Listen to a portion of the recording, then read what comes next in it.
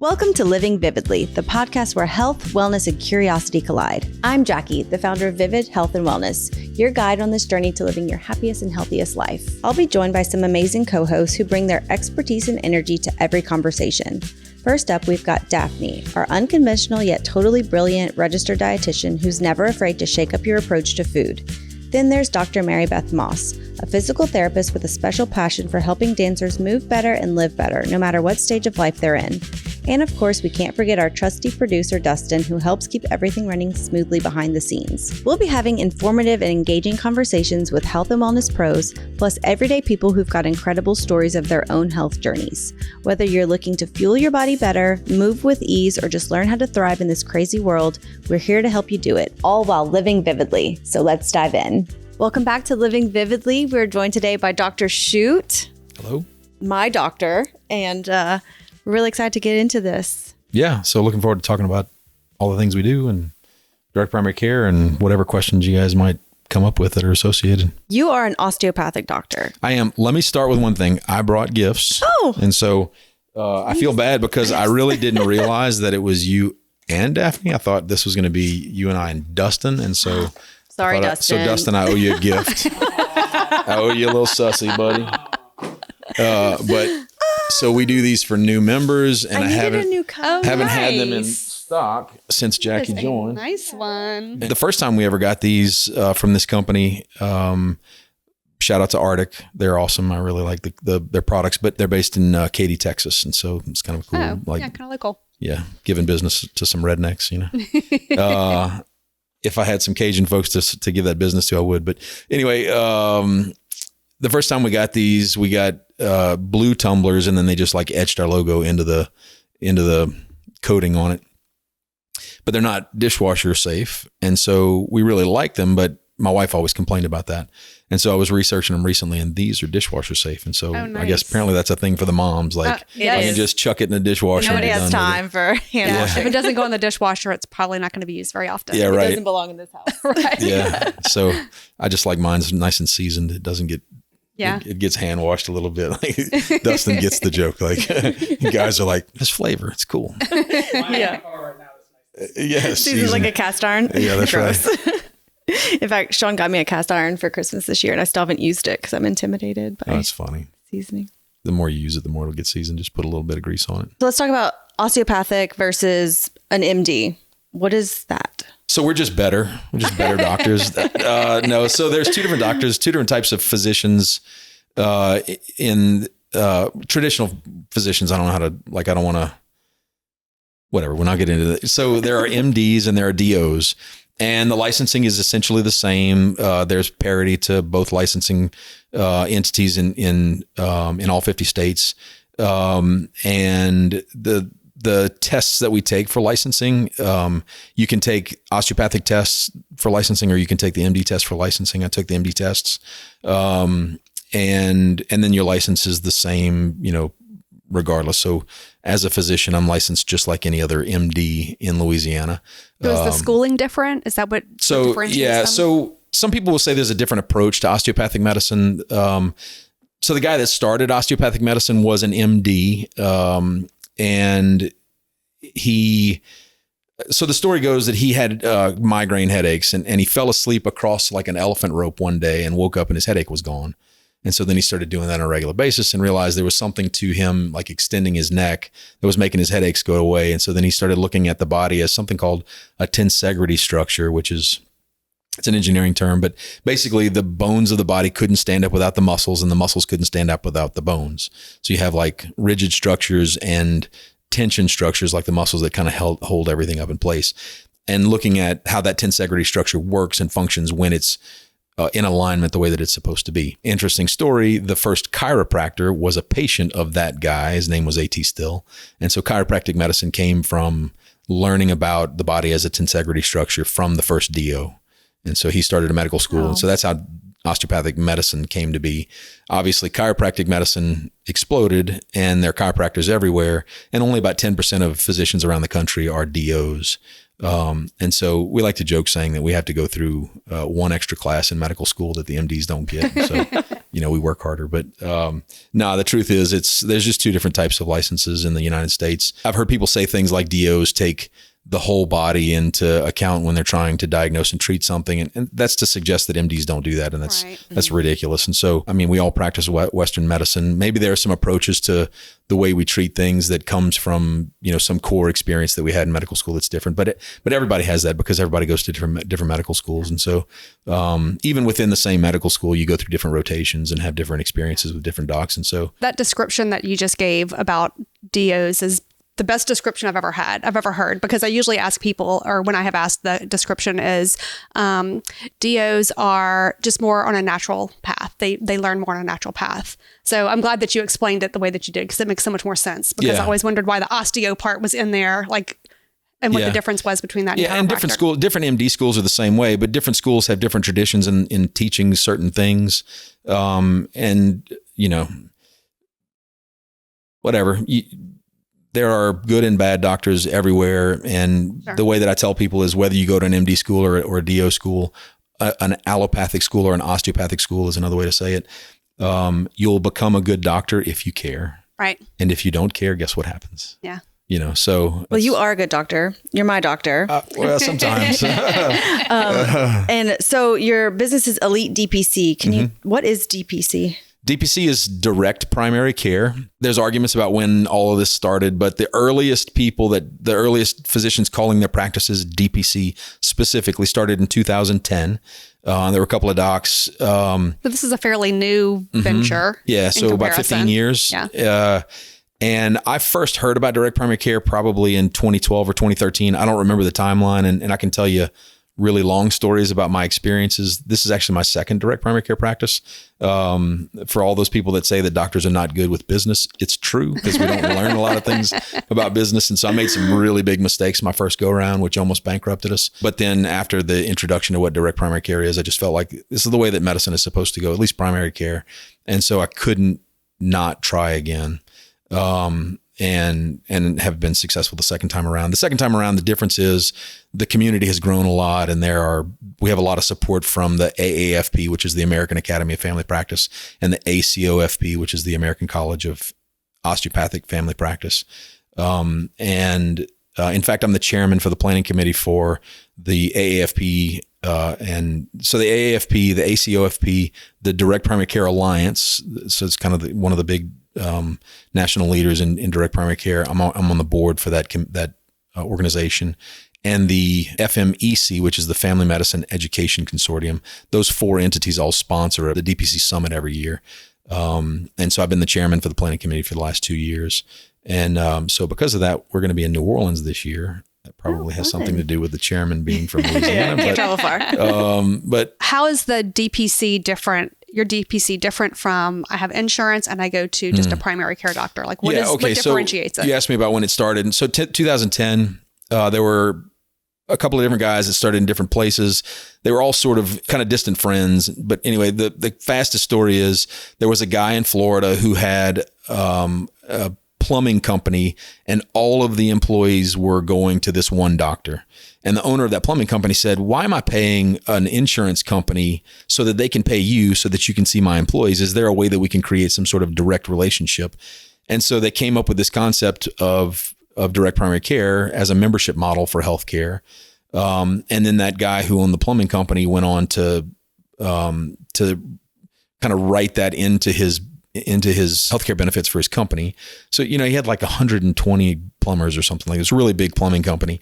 And so he had the business side, like he understood the business side of it. And they got together they just, call it God, putting them together with the right people, or I don't believe in coincidences anymore, but whatever, you can call it a coincidence that there was an insurance broker who kind of saw the potential for writing a plan for that company that would incorporate the cost of the membership that he was doing with his primary care doctor, and which kind of caps his expense for primary care for the year, and then using insurance to insure everything else. And that was the sort of the first, big plan for creating what we do now in DPC, whether we do it with individuals or companies or whatever. So the DPC is a membership model. It's a membership model for healthcare. Our patients pay us a small monthly membership fee for unlimited visits, unlimited access. A lot of us who do direct primary care also do medication directly from clinic at cost. And when I say at cost, like lisinopril is a very common blood pressure medication. We can talk about a whole bunch of different prices that you might pay for lisinopril depending on the situation. But it's certainly several dollars to tens of dollars a month, depending on the situation. We pay like 73 cents a month for that same medication. And so that's what our patients pay for. And so my patients who come to me and see me in direct primary care pay 73 cents a month for their lisinopril. So they see you under the membership model, and underneath that, they also get the benefit of the medication, the direct medication. Medications at cost. We do labs at cost. We do durable medical equipment at cost. I don't know if Dustin wants me to tell everybody about his boot he's wearing right now, but you know, could you get me a better boot than this? I can, and the boots that we provide, we do them at cost. I think we pay about $27 for our walking boots. The typical price on those is several $100s, a few $100s to several $100s. We pay $27 for them, and so that's what our patients pay for them. A set of crutches in our office is like $14. Okay. So we save people money on a lot of different things, and we can get into the business aspect of that and like why we're not making a bunch of profit on those things. And the reason is we want to make our membership as valuable as possible. And so the membership is what it is. And it's very affordable. Our patients pay less than $100 a month for our membership. And then they don't pay for, they pay for almost nothing after that. They pay for cost for the things they get from the clinic, but we do procedures for free. So I do suturing and wart removal. And I took out a big lipoma on a lady's shoulder a few weeks ago, and it probably would have cost her a few $1,000s to get that done by a general surgeon. And I just did it for free in the clinic. So whatever, I'm thinking of things off the top of my head. So do you bill insurance at all for anything? No. Nothing. Okay. No, and that keeps our overhead down, which allows us to charge such a minimal fee for our membership. Right now, our clinic, we just recently in the last several months, I got to where I was full in my practice, maybe a year ago. And then so I hired a new doctor who's working with us now, Dr. Leela Linvai. She started with us in July. She's already got a couple hundred people on her panel because of the speed that we're growing at. And then we have an office manager, and that's it. My entire office is like one office manager, 2 doctors. We don't have a bunch of other people running around. And Jackie's been in the office. She knows, like, it's very relaxing. You walk in, there's no wait times. It's quick. And you can call or text anytime. That's the other thing, is that everybody gets my cell phone number. They can call me or text me directly. If you're a patient of Dr. Linvai's, you get her number and can call or text her directly. And so most of the things that we deal with right now, we're going through cough and cold season, and a mom calls me and she's like, my kid has a cold. I really know what to do. I'm not worried about it. Like, I know that there's nothing I can give them to make it go away. It's just a time thing, but we need a school excuse, and that would have been me this week. I know that we need to, come in to get our school excuse. And I'm like, you're telling me what's going on. We don't need to see him, whatever. You want to make sure that there's nothing serious going on with that cold. And so we talk about symptoms. And the neat thing is, after the conversation, if something changes in 5 seconds or 5 minutes or 5 days, you just call me back, and when you call, you get, hello, this is Dr. Shute, which is like really weird to most people. But, and so instead of having to come in and, drive to the house and whatever, we email you the school excuse and done. Usually we wait until they go back to school. And what happens in those mornings, like right now, you said your son is sick. So, it'll be the day that he's going back to school, and you get like halfway through the car line and you're like, oh, I forgot about the school excuse. Well, you just call us and you're like, you get, hello, this is Dr. Shute. And you're like, so weird. You're like, hey, I need a school excuse for my son. And you're like, okay, great. So I tell Kristen and she writes it up, and then I sign it, and it's in your email inbox in 5 minutes or less. That actually reminds me, my daughter's upstairs sick, so I'm going to need a doctor's excuse.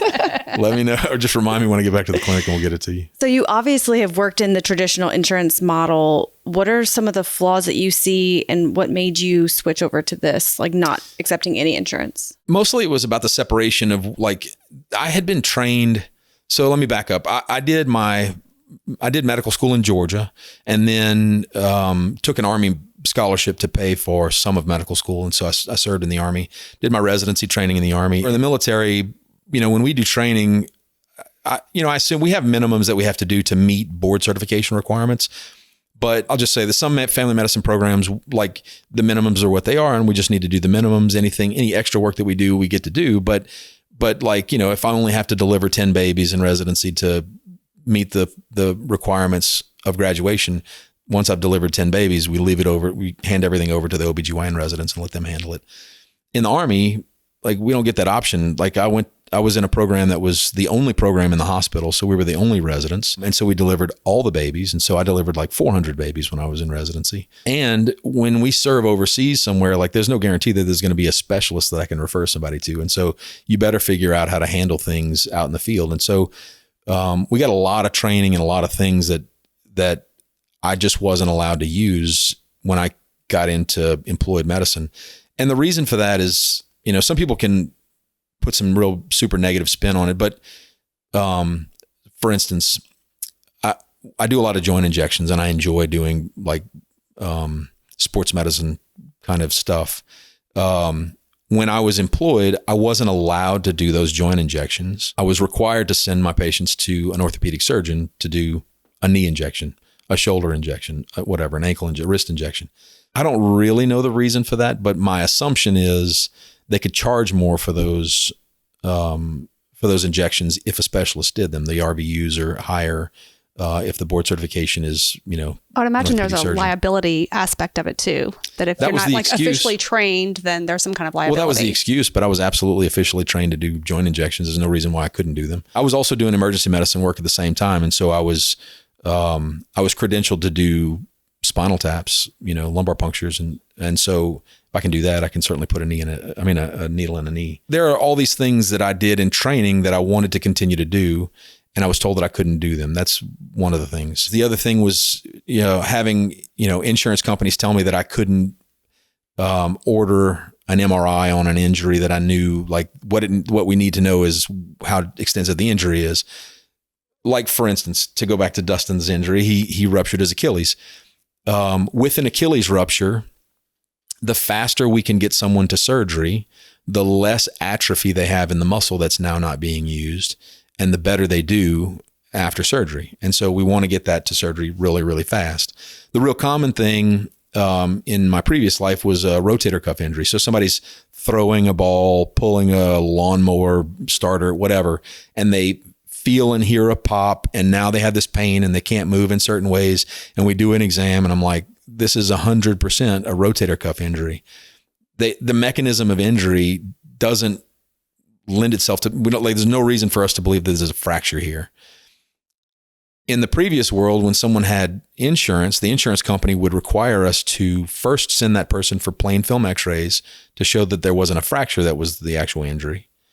And then if the x-rays were normal, they had to go through 6 weeks of physical therapy and fail the physical therapy before we could even get the MRI. Wow. And then sounds like a lot of money spent too. Well, it depends on how you look at it. Quality of life and, Yeah. And so then we finally get the MRI done, and then it's 2 or 3 or 4 weeks before we, get them into an orthopedic surgeon.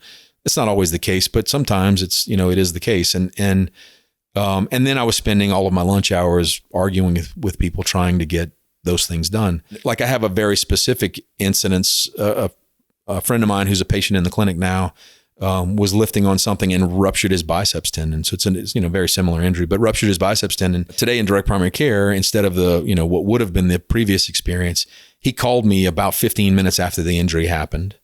Immediately after he called me, because I know the guy and can trust his history, I called an orthopedic friend of mine and said, hey, this is what I have going on in the clinic. I'm going to see him here in about 15 minutes. So in about 30 minutes after his injury, he was seen in my clinic at like 8 in the morning or 8:30 in the morning. I'm going to send him for MRI, but I'd like to get him in to see you. And so that friend was like, oh yeah, no problem. About 10 minutes later, he called me back and he's like, oh, we just had a cancellation in the schedule for today. And so the injury happened at like 8:15 in the morning. I saw the patient in clinic at 8:30. I had already spoken to the orthopedic surgeon. He saw the orthopedic surgeon at 11 a.m. and the orthopedic surgeon tried to put him on the books for surgery the next morning, which would have been an amazing story. But I can't remember what happened in the schedule. I think the OR was booked and they didn't have room to fit him in. And so they had to book him for the following week. But the day of injury, we had injury. He talks to his doctor. He sees his doctor within 30 minutes. Within a few hours, he's in the orthopedist office. They tried to get him into surgery the next day. They didn't. They did the MRI that evening. And then a week later, he had his surgery done. Like, I don't know of anyone who's had a biceps tear that's had that course of events happen that quickly. And that's about as fast as you can get things done, which is, again, the faster you get things done, the less the muscle atrophies, the better the outcome. And that's all done without insurance, through direct primary care, the patient paying cash for the surgery. He has something for major medical, and we recommend a bunch of different things. And so that major medical coverage, I don't know how else to say it. He doesn't have an insurance policy. He's using a health share, but that health share ended up reimbursing him for everything that came out of pocket, and then paid all the bills after that, including his physical therapy and everything. That outcome ended up being really good. It sounds like the kind of medicine, what you're describing as far as you're available for whatever you need, sounds a lot like rural medicine, where you've got like one doctor in a very large radius, and everybody just goes to that doctor to get done whatever needs to be done. Yeah, the hashtag we use, if you guys are interested, you can use hashtag no hassle healthcare. Okay. And so we call it no hassle healthcare, but one of our big taglines is old time medicine with new technology. Yeah, that's modern exactly. technology. So I'm watching, I'm kind of embarrassed to say this, but there's a show on Netflix that is in a rural town in California. And there's one doctor, he's an older doctor, and he's been there forever, but everybody sees him. Virgin River. Yes, so good. It's such a cheesy show, but I love it. Cute. But everybody goes to see him. He knows everybody in town. Everybody knows him, and he knows like their whole history of everything. It sounds amazing, and it sounds like something very unusual, and like we would never have that especially in a city, you know? I honestly sometimes wonder why we don't have like a line of people out the door, like beating the door down, trying to get into our practice. Because there's not another direct primary care practice in Lafayette yet. Well, I can tell you why. I can tell you 100%, because I've talked to, my husband and I have talked about this, and most people, I'm going to make the assumption, but from what I understand, talking to people, there is a fear that if I don't have insurance and something happens, I'm going to go broke and die.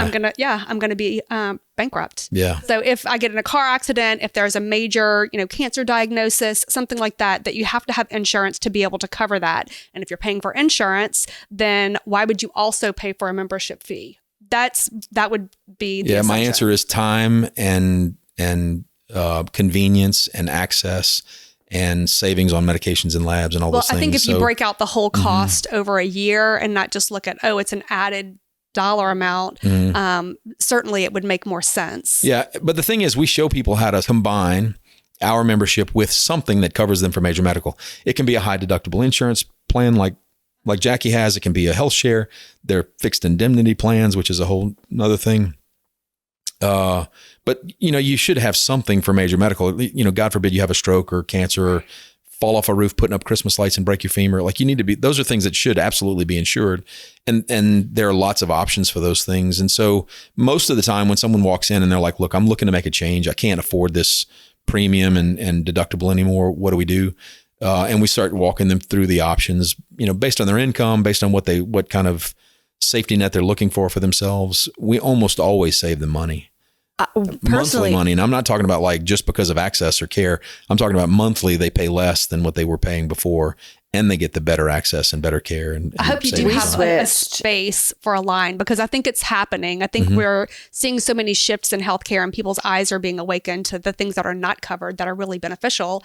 And so the line's coming. Yeah. People aren't really sure what's going on yet. Well, here's the really important thing. If you know a doctor who is wanting to have a better life and better relationship with their patients and get out of the rat race and have them call me. Tell them the conversation's free. Okay. I'm more than happy to help them. It's part of what I do with the Direct Primary Care Alliance and the things that I'm doing nationally. And so when I was looking for any excuse I could come up with to hang up my stethoscope 10 years ago, there were friends of mine around the country that I found through direct primary care groups that reached down and pulled me out of the ditch. And so those of us that are doing direct primary care now are looking to do that, because before we get the line, we need a doctor or two to be there ready for that line to take into their practice. And I've had a couple of conversations with doctors here recently that, one that's just out of residency that's looking for something else, and one that's been practicing for several years that is looking to get out of the life that they have right now. So, but if you know a doctor that is wanting to maybe change gears a little bit, let me know. As a patient, it took a little bit of convincing to convince my husband to join, because it's another added expense, but we justified it by lowering our insurance. So we pay a lower premium. We have a higher deductible. So we did that all last year. We're still paying less than we were paying. We have amazing benefits with you. It's so easy to text you and call you and get whatever we need. The cost of our medication is so much lower. We are this close to, we're paying the least we can. So the only other option is to get rid of it altogether. So it's so tempting because we really have had such a great experience, and we're paying so much more every month than we're even getting from our insurance company. It's really hard to justify, but it is that kind of scary, like, oh, we might need something major. I've even had my mom say something to me like, what happens, because I'm in private practice, I don't have, I'm not insured by a corporation like we had been for so long. And like, what happens if something happens to you? Like, well, we're going to figure it out. Something is going to happen at some point where we'll need insurance. My husband has kidney stones where he's been hospitalized, and like all the things that go with that. But we'll figure it out. And so I would like to know a little bit more about, can you explain from your perspective what a health share is? It's a little more complex than this because those companies have been around for a long time. But sort of a fast answer is when the Obamacare law, just for lack of a better term, just because that's what everybody's familiar with, when that came into existence, there was a loophole in the law that said if you're a faith-based group, you can share in each other's expenses and be in compliance with the law rather than buying into health insurance. And so I think that contingency in the law was probably congressmen protecting, the Amish in the Northeast, right, and Mormons in the Southwest, or whatever, wherever there are religious or faith-based groups that kind of argued a little bit and said, hey, listen, we're already covering each other. Why do we need to then buy your thing? And so anyway, the loophole was written. So then all these companies started popping up that they called health shares that are faith-based groups where everyone's paying into a monthly membership with those groups, or, however you look at it. And then they kind of divvy out that money to pay for people's health-related expenses. It's not technically insurance, but it works a lot like, or even better than insurance, in a lot of ways.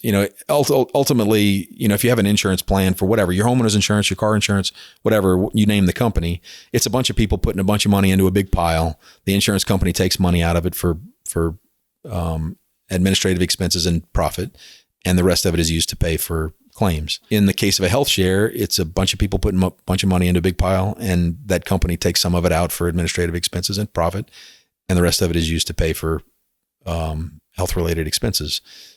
The difference is, because they're technically not insurance, they don't have to cover pre-existing conditions. They don't have to cover certain things like, if you get injured while committing a crime. So the joke is like, you get shot while trying to rob a liquor store, and you have a Blue Cross policy.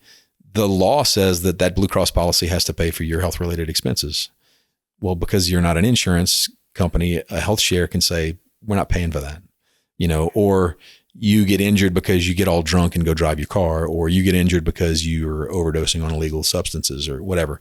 So they can eliminate a lot of those expenses that are, super expensive for insurance companies. And because there's not a lot of back and forth, there's a lot of administrative cost, I think, that happens, because some of the insurance companies are so big that they maybe don't realize how much administrative cost is there. Or maybe they want it there. I don't know I'm not a business guy, and so I don't really know the whole answer, but those companies just seem to run a little leaner. And so their monthly membership is significantly less than a premium through an insurance company. And it's what we use. We use a health share, and we've been very, very happy with it over the past several years. We had a baby on the health share. My son broke his leg.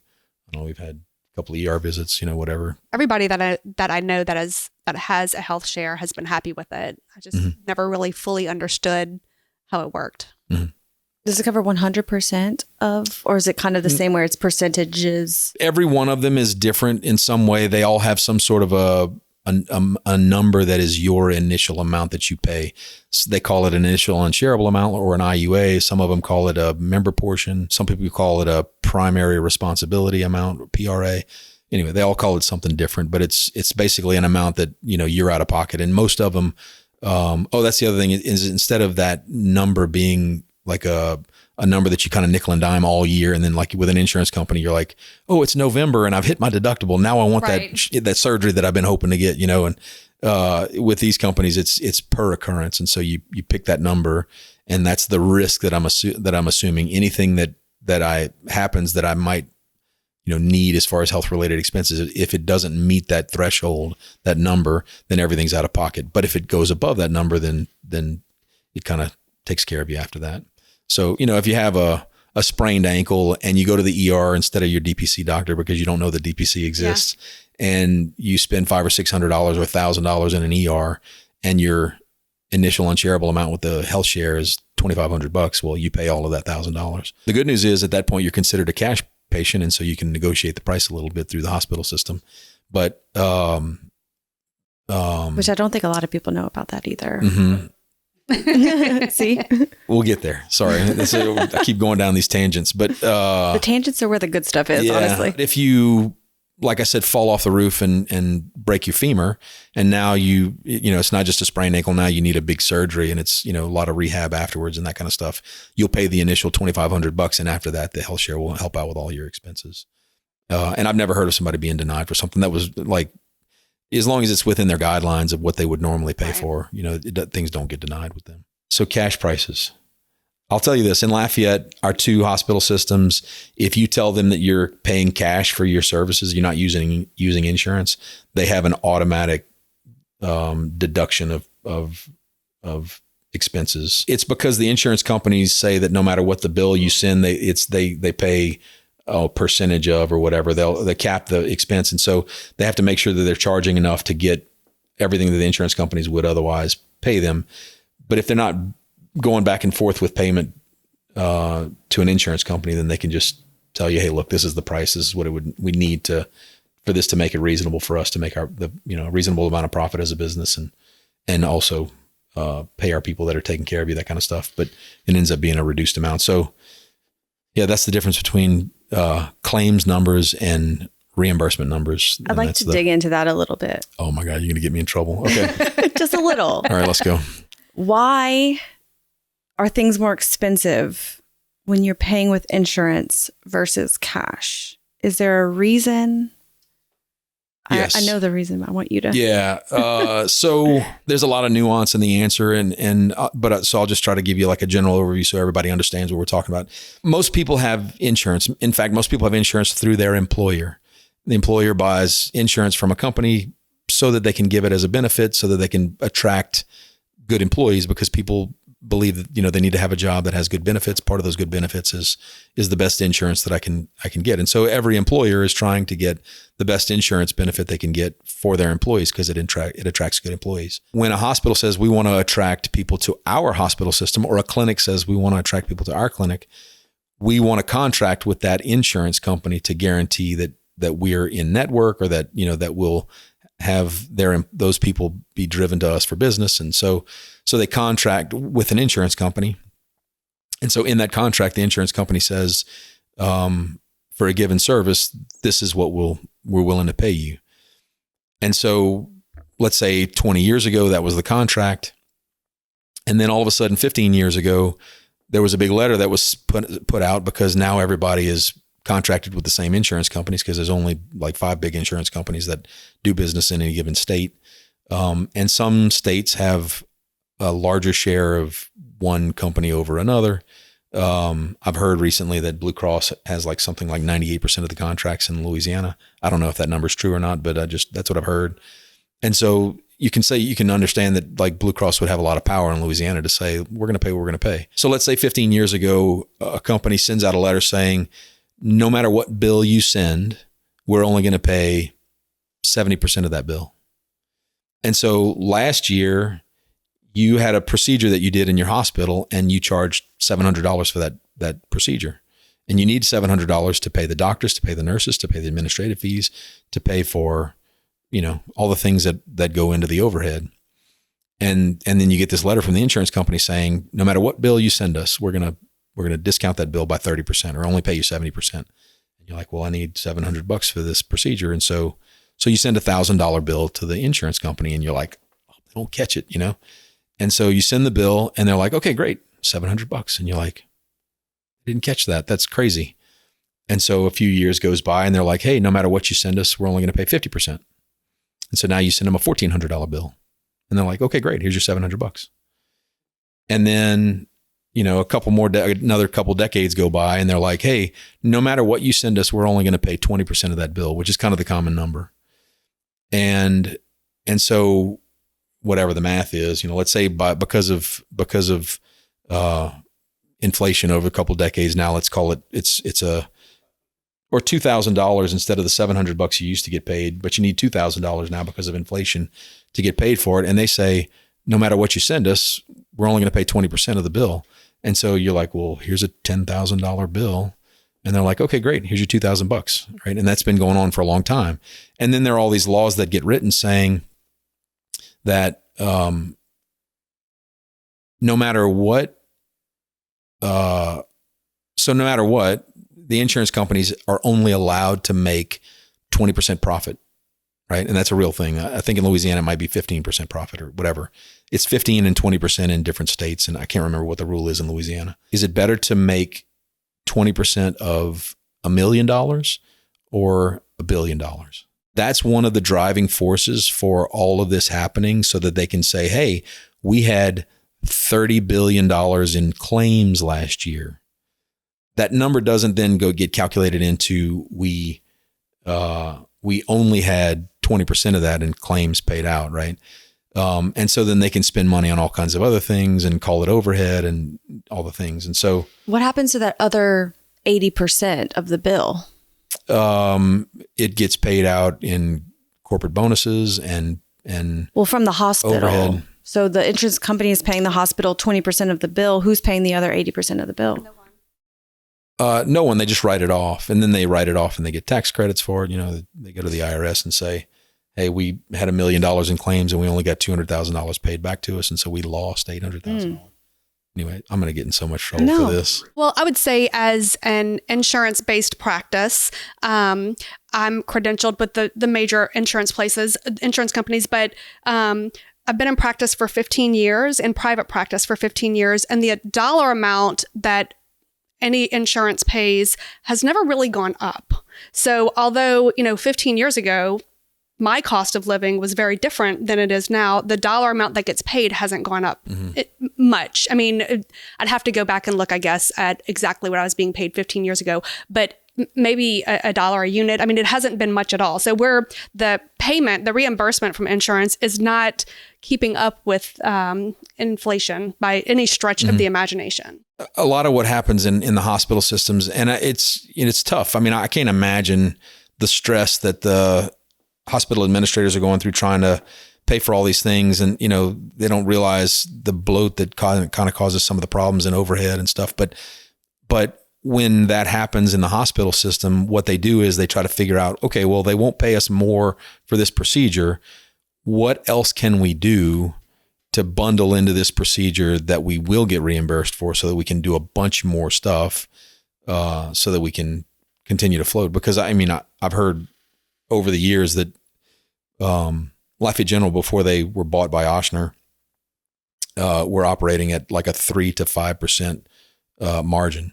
So they only had 3 to 5% profit to play with, and so they got to do everything they can to try to stay alive. So I don't know if this is the same, but in hospitals, it's that. And let's just say we're at the pharmacy and we want to get some medication. You charge cost, whatever the cost is. Why am I paying more for that medication at the pharmacy? Well, first of all, we're not making any profit at all. So I'm not a pharmacy. I'm a dispensary, and I can only dispense directly to my patients. The pharmacy has to make some profit. So you're going to pay more at the pharmacy anyway, just because they've got to mark it up and actually make money on what they do. And so that's totally reasonable and fair, and you can expect that. If the pharmacy would start charging everybody a monthly membership, I guess like Costco, they could charge you cost for medications and it would be fine, which is essentially what we're doing, charging our monthly membership, and we're profitable on that. And so we don't need to make extra money on other things. So that's the first bit of extra cost at a pharmacy. And that's totally reasonable. That's the business side. That's just the business part. That's straight up like I'm doing business and I need to pay my overhead, and the pharmacist needs to have a reasonable salary to be a pharmacist and all the things. And so, so they're paying, you're paying more there for that reason. But How far do you want to go into this? So if I go into the pharmacy now as a cash-based buyer, just a consumer with no insurance, I pay a certain dollar amount for my medication. But if I go in with my insurance company, sometimes I pay more still somehow. So... Do you not want to talk about it? No, we can talk about it. It's not like this is a big secret. I mean, people are talking about this nationally now. It's just we've been kind of talking about it behind closed doors, especially in direct primary care. Those of us that are kind of in this world have understood this for a decade or more. But so I'll give you the example of lisinopril. So my patients pay 73 cents a month for lisinopril. Lisinopril is on Walmart's $4 list. And so if you just walk into Walmart and you don't tell them you have insurance, you pay $4 a month for lisinopril, which is reasonable. If you get it for 3 months, their $4 list is $10 for 90 days of medication. So you pay in whatever that is, $3 and $3.33. Yeah, $3.33 a month. Yeah, so you're paying $3.33 a month if you get 90 days worth of it. However, if you have an insurance policy that says that you have a copayment of $8, let's say, on generic medications, then you go to Walmart. Walmart has a contract with that insurance company because they want to encourage that insurance company's customers to come to them and use their pharmacy. The contract says that they must charge you your copayment. And so they swipe your insurance card and the system tells them you have an $8 copay on generics and they have to charge you $8. Even though you know, and they know that it's on the $4 list, you have to pay $8 for your copayment for the medication because that's what the contracts say. And they're actually not allowed to bring that to your attention. It's illegal for them to bring it to your attention. They have a gag clause. That's right. And so you pay $8 for lisinopril. At another company that maybe doesn't have a $4 list, you go in with the same prescription for the same medication that you pay 73 cents a month for my same medication in my office. You pay $4 at Walmart. You pay $8 with your copayment, and you don't have an insurance card, and you don't ask them for the cash price. You just go in and without asking for the cash price or a cash discount for your medication, they just charge you retail, and you could pay $18, $21, $24, $30, whatever they choose to charge you. And you'll pay that for the medication. And if you don't know, you just pay it. And I can't tell you how many times I've talked to people about membership in direct primary care. And they say, well, like, I don't know that I'm going to save money. And I say, well, why don't we look at your medications? And they show me a list of 3 or 4 medications. And I'm like, hey, what'd you pay for these the last time you went in? And they're like, oh, I don't know. It wasn't much. Yeah. You know, because $4 or $8, people would assume that's not much in comparison to some medications. That's right. And so then you find out that they're paying, $400 a month for medications that they would pay $4 a month for in my office. And so then all of a sudden I'm saving them more than they're paying me monthly just on the medications alone. And I can tell you that like the lab savings that we have, like we're talking about medications, but lab savings, and I know you're trying to drive me down the road of PBMs. And we're good. We're good. I got what I wanted. Yeah, we'll get there. If you want to talk about that concept, we can talk about it. But I do. So instead of just doing a basic panel of labs that you might get, let's say through your health insurance company, your life insurance company, or like what we would consider a wellness panel of labs that the insurance companies typically pay for. We want to do much, much more extensive labs than that, but most people can't, I'll air quotes, afford to do those things. But I want to look at your vitamin levels, and I want to look at your hormone levels, and I want to look at a much more extensive cholesterol panel than we typically do. And I want to look at a much more extensive thyroid panel than we typically do. And I want to look at things like inflammation markers, and I want to look at liver function, which we don't always do. And that's the whole thing. Like in medical school, we were taught to only do the panel that has kidney function only, because unless you needed the liver function, it was so much more expensive to do the one that also included liver function that we were told to just don't do it unless you needed to see the liver function. And like the difference in cost between those two things for me now is like $2 or $3. And so we order the panel that includes kidney function and liver function in everybody. And so anyway, those are just some examples of things that we do. But the panel of labs that we do, like just as a general annual panel of labs on a man or a woman, if I sent you to one of our local labs and you paid retail for those labs, it would be on the order of about $5,000. If you went into one of the national labs and said you're a cash patient and you just want to pay cash for those labs, it still would be about $2,000 or $3,000, and I actually laugh. The lab that I use mistakenly did my personal labs and ran them as a cash patient, and sent me a bill. And of course, I called them and they fixed it for me and everything. But I got a bill for like $2,800 for a set of. That was a pretty basic set of labs for me. If I hadn't known better, that's what I would have had to pay, and I would have thought that was a cash discount. But the panel of labs that would otherwise retail at about $5,000, our patients pay $120 for those labs. And so one set of labs alone pays for your membership for probably a couple of years. So you're talking about like, how do I afford that extra expense? Well, I can check a bunch of things that your insurance company is not going to pay for and save you enough money to justify your membership with us. Just doing that, even if we only did it once a year. Yeah, I think it's an education point, which is why y'all don't have the line yet, but it's going to come for sure. Yeah. Today, every penny counts. I mean, we're all noticing it's $8 for a dozen eggs, and I feel like people are pinching their pennies so much. And this is really an obvious way for people to save a lot of money. So I think it's going to catch on pretty quickly. Yeah. Here's a little plug for medication. So every 50-something-year-old guy in town, just know that we pay about $2.50 for 30 tablets of Cialis. There you go. Now my line is going to happen. They're going to be like knocking on the door. And their wives are like, we're not doing that. Please don't. I have a presentation that I do where we go through medication costs, and I'm like, yeah, so we have like Viagra for like, 10 cents a tablet or whatever. And then, Celexa is like 30 cents a month or something. But, once we put the husband on 10 tablets of Viagra, the wife doesn't need a Celexa anymore. And so we save on that money too. There you go. The ladies with the nervous laugh. Like well, Dustin's speaking of a better quality of life, we've talked about how patients would have a better, experience with a DPC. But what about you? How has this affected your life as a person switching over to this? So yeah, this has been amazing. We set our membership prices so that I could keep a panel of patients that I knew that I could give really, really good access to, and charge a monthly amount that would pay me a reasonable salary. I mean, nobody goes into direct primary care to get rich. Nobody goes into primary care for that matter to get rich, but I get paid a reasonable salary. I get paid, I'll just leave it at that.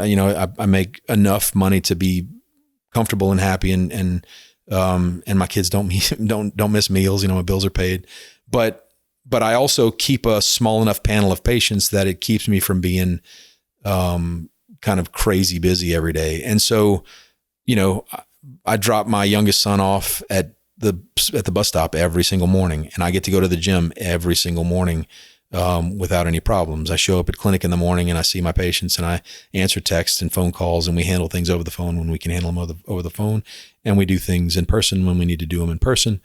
And with that, no one gets left behind. Everyone gets, pretty quick access. You can probably, attribute to that experience.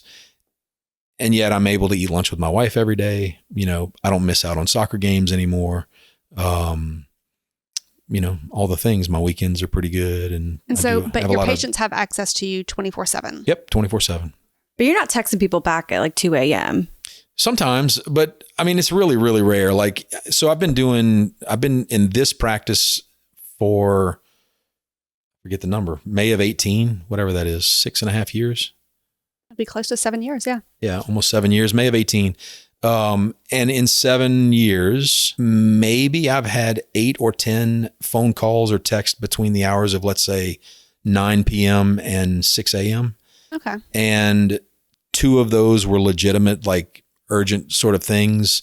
One of those was like at 10 or 10:30 at night, and I went in and did sutures, and I got to bed a little later than I normally would have, but that person didn't have to go sit in the ER for 3 hours and get a $1,500 bill. They got it for free. It was done in 30 minutes, and we get to laugh about it. And that person talks about like that's the best marketing ever. Yeah, for sure. And the second one that was legitimate was probably 5 or 5:30 in the morning. An accident with somebody running and doing exercise in the morning. And the other 4 or 5 were people that texted me thinking that I wasn't going to get the text until the next day. And so then I wake up and I'm like, I'm not answering that text, medication refill or whatever. And so then the next day I'm like, hey, just to let you know, those texts do come to me directly. And they're like, oh my God, I'm so sorry, Well, I would imagine also whenever you develop a rapport with your patients, that they're going to respect your time. They're not going to text you unless or message you or unless it's really urgent. And I have never, let me say, I'm not a single person who's ever been a member in my clinic has ever abused it. Never. Every now and then we come across people that are, they're a little more demanding than others. And I have to explain to them like, hey, listen, I'm human too. And sometimes I take showers and sometimes I, whatever. And so sometimes I'm not immediately available. But if you're just reasonable about things, I'll absolutely always call you back. You don't have to worry about it. And so once people start to trust that, they back off a little bit. But what's real common is somebody joined the practice, and for the first couple of months, they kind of overuse the texting and calling. And mostly they're just testing to see if I'm going to do what I say I'm going to do. And once they're reassured that that's going to happen, people back off and then they call me or text me when they really need something. But yeah, the after hours thing is whatever. I probably get more calls or texts during the day on Saturdays and Sundays. But almost always I know how I need to respond to that. And so, if I'm in the middle of mass on Sunday and somebody calls me or texts me and I don't call them back for 2 or 3 hours, unless it's a text like, hey, I've just lopped my arm off, and then I'm like, don't text me again. Call me from the ER, right. But mostly people are totally understanding that they're going to wait, a little bit, during certain times, but they're still getting you faster than they would. Yeah. Please, by all means, what's the Pepsi challenge or whatever it was like a same sort of thing with like coffee, please try to compare me to another clinic and tell me that you're going to get the same sort of access. So yeah, no problems for me or my patients with 24/7 access. It's been great. It's so reassuring too that you can do things over the phone, like for my son who has the flu, he has the flu.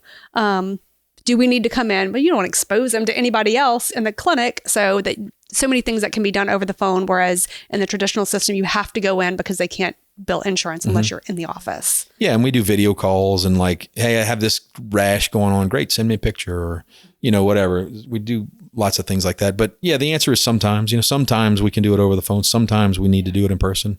Usually the answer is this: if we're both comfortable with doing it over the phone, we'll do it over the phone. So, if somebody calls me and says, my son has the flu, and I'm like, okay, let's, without going through the whole discussion, let's do it over the phone. And you're like, no, I don't feel comfortable with that. And I'm like, okay, great. Bring him in. Here's when I'm available next. And another one is, you call me and you're like, hey, I know I just signed up and I almost stubbed my toe this morning. And my previous doctor would always give me 100 Percocet and 100 Soma anytime I almost stubbed my toe. And I'm like, I don't feel comfortable doing that over the phone. You're going to need to come in so that I can tell you that I don't check out this toe. So that I don't do Percocet and Soma. And so, but yeah, as long as we're both comfortable with handling it over the phone, we do. And again, because of the access, when we make that sort of decision, like we have a discussion, your son has the flu. We talk through all of his symptoms. Is he short of breath? Is he, actively vomiting or having a bunch of diarrhea or whatever? And the answer is no to all that. Okay, great. If something changes in 5 minutes or 5 hours or call me back. And so it's not like other practices where like the doctor is seeing you and he knows like best case scenario, absolute best case scenario is going to see you tomorrow. But in most cases, it's going to be 3 weeks before he sees you again. It's a little more difficult for them to be that conservative about things. Can I ask you one more question? We're going back to meds and labs. I guess I know that they're very different, but do you have access to all medications, or is it just like, the top 50 most prescribed meds? So we can get medication ordered and into the clinic pretty quickly. I don't want to promise overnight, but I can almost get them overnight. Okay. For things that we carry a bunch of stuff that's used acutely in the clinic all the time. If you're on, again, we'll go back to lisinopril. If you've been on the same dose of lisinopril the last 10 years, don't wait until you've run out to let me know that you need lisinopril. Why don't you give me a few days heads up and I'll get it in and we'll have it in the clinic. Well, and that's the same for a pharmacy too. Yeah. I don't ever drop my prescription off at the pharmacy and they're like, oh, we'll have it to you in 30 minutes. It just doesn't work that way. Yeah. So almost all generic medications are going to be less expensive in our office. There are rare exceptions, and I can't think of any right off the top of my head, but almost all generic medications are going to be less expensive in our office. Almost no brand name medications are going to be less expensive anywhere if you don't have an insurance company that's